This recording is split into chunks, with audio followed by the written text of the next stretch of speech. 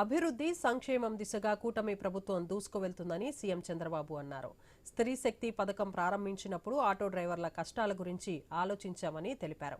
Auto driver సేవలో అనేక పథకంతో వారికి ఆర్థిక సాయం చేయాలని ఆనాడే నిర్ణయించి ఇప్పుడు సాయం అందించామని చెప్పారు.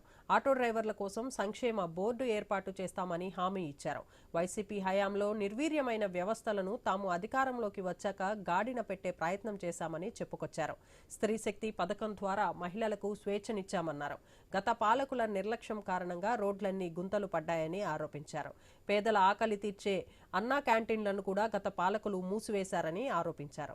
కేంద్రం అమలు చేసిన జీఎస్టీ సంస్కరణల వల్ల ప్రజలు కొనుగోలు శక్తి పెరుగుతుందని చెప్పారు. 16 నెలల క్రితం వరకు ప్రజల్ని భయంలో ఉంచారని, రాష్ట్రాన్ని విధ్వంసం చేశారని మండిపడ్డారు.